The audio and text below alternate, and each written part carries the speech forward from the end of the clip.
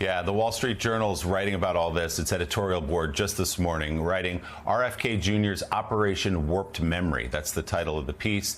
The editorial board writes this: Mr. Kennedy struggled to defend his inconsistencies. Vice President J.D. Vance tried to ride to Mr. Kennedy's defense, writing on social media, "When I see all these senators trying to lecture and gotcha Bobby Kennedy today, all I can think is, you all support off-label, untested, and irreversible hormonal therapies for children, mutilating our kids and enriching big pharma. You're full of blank, and everyone knows it." That's a tweet from the Vice President of the United States. The Wall Street Journal writes, "Classy as ever, Mr. Vice President. None of this is true of Dr. Cassidy, Dr. Barrasso, and other senators, and the vice president knows it. Mr. Vance is trying to rally Republicans to RFK's side by framing this dispute in a polarized partisan framework. Either or, us, them. That may serve his political purposes as he courts RFK's supporters with 2028 in mind, but it won't win over anyone paying attention to the health secretary's contradictions as he attacks life-saving vaccines. And we should point out, as he tried to say yesterday in one of those exchanges with a Republican Senator caddy, that no, I like mRNA vaccines. Well, under his leadership, the HHS just pulled back $500 million in funding to support the development of those very vaccines. I mean, in some ways it was a frustrating hearing because you had a lot of slipperiness going on, right? You had the secretary saying that he supported mRNA while we know he's doing something else. He's saying that, yes, COVID vaccines will be available to everybody, but also saying at the same time, but it's not recommended for certain people who are healthy, which then means that they may not be available in pharmacies, insurers may not have it. So I think that you heard some of that frustration from the senators who felt that they were hearing one thing when another thing was being done. But I agree with J-Mart and Ali. The most important criticism was from Senator Barrasso, who is close to the vice president, who is close to the White House. He would not have been out there freelancing. And for him to use that platform, I mean, it's so rare for him to step out of line against the White House, for him to decide to use that platform. To do that, you wonder, what was he trying to do? Is he trying to get the White House to a position where the secretary's position is no longer tenable? Why was he doing that? If there really isn't going to be any result from this, why would he stick his neck out in that way, Joe? Well, and you know, it's just, this is not a political game, and some people in the White House may think it is. Some people around Kennedy may think it is.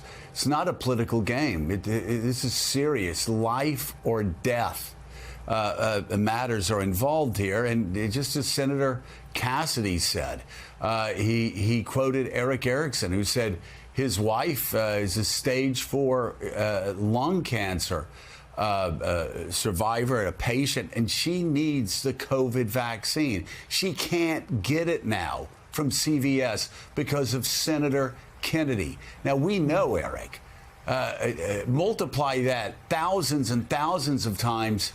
It's happening all over America, and children are getting sick from diseases that they haven't had in years, that have been eradicated because of one person at the Department of HHS. And the question is, if Republicans are against him, if Democrats are against him, how long does he stay there? And, you know, this is, John Meacham was just really surreal. You know, we get numbed by everything that has been thrown our way over the past decade. But yesterday was particularly surreal when you had somebody lying about just facts, lying about medicine, lying about medical research, lying about what we all knew, lying about what he knew when he got every one of his children vaccinated when they were young, but is now saying it's okay for my children, but not for your children. And we always ask you to find parallels, but you know, I guess the know-nothings were backward-looking. They were nativist.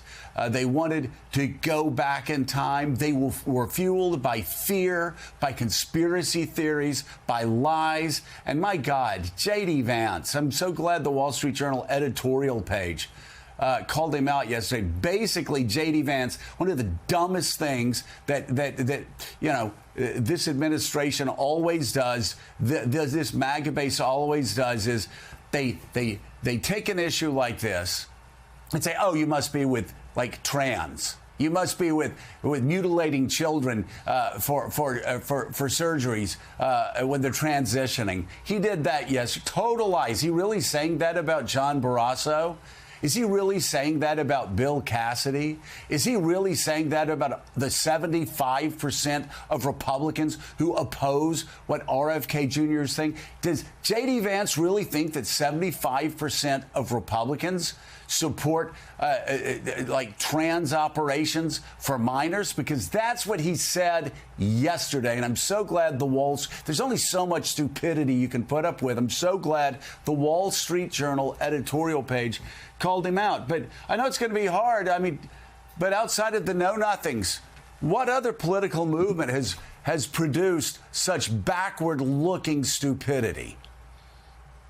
Well, the vaccine, was it hesitancy, denial, not even hesitancy, I guess, in some ways comes out of the John Birch Society, comes out of the Cold War paranoia that was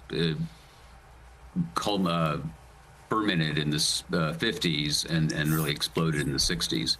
And what I think in fact, I think Secretary Kennedy's against the fluoridation of water, which was a literal part of the John Birch Society as well.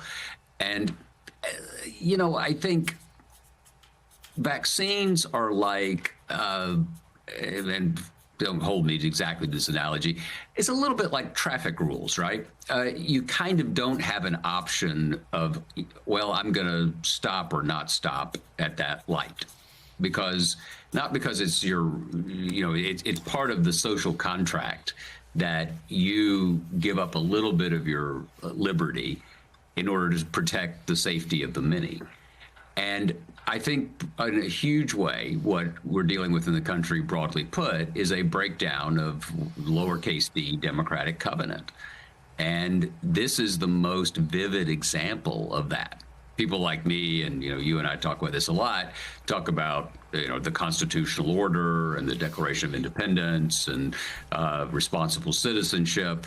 And I love talking about that almost as much as I love the drop shot. But this is one Exactly. where there's an actual intersection with daily reality. And I was going to ask you what's going on in Florida, which I was just, I don't want to say puzzled by, but it did seem a little bit out of the blue just to say, hey, we're going to pull out of what is decade upon decade upon decade of public health. And again, it's just a race to the bottom. And these people that are saying it now vaccinated their own children. And I guarantee you we're the first in line to get the COVID vaccine shots. In fact, before Ron DeSantis put his finger in the wind to see which way the political winds were blowing, he was rushing to veterans across the state of Florida so they could get the COVID vaccine shots first. And then suddenly he figured out that a small subset of his political party were against vaccines, were against COVID vaccines. And now these politicians, these HHS secretaries, who made sure their own families got the vaccines and got the boosters, are now the first in line, Willie, to be saying, oh, don't get the, for, again, political purposes. They're taking care of their own families. They're making sure their own family's safe. And then they're spreading this lie to other families. And just for those people that don't know, just to put this in political perspective, before this became an issue for extremists on the far right, post-COVID, it was Republicans, it was conservatives, it was people in Mississippi, Alabama, Georgia, Louisiana, Arkansas, Tennessee, West Virginia that were making fun of the hippies in San Francisco and Berkeley who were anti-vaxxers. It wasn't that long ago that all the anti-vaxxers were derided as left-wing freaks. And I've said it before, it bears repeating this morning. And those southern conservative states that are doing things like Florida now, or talking about doing things like Florida now, they were the first states and some of the only states in America that refused to have religious exemptions for vaccines. They said it's so important for our children.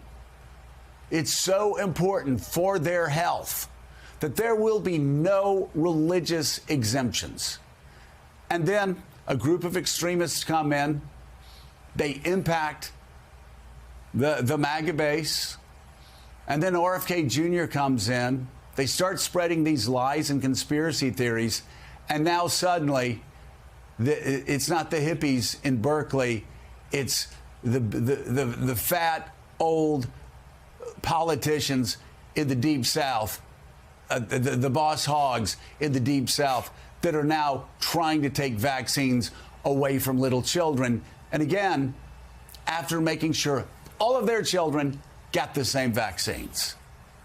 Yeah, and the Surgeon General in Florida who made that announcement the other day is in league with Bobby Kennedy Jr. as being a vaccine skeptic. So these people who were viewed as quacks, perhaps, or conspiratorial at best, now have been elevated to these positions of power. And just to underline your point about the polling, Harvard School of Public Health poll this summer, 80% of Americans agree that there should be vaccine mandates for children going to school. That includes 68% of Republicans and 66% of people who identify themselves as MAGA, strong supporters of President Trump and his agenda. 2/3 of them believe there should be mandates. And even the people who don't think there should be aren't worried about the safety of the vaccines. They just think it should be a parent's choice. So important to understand the numbers here.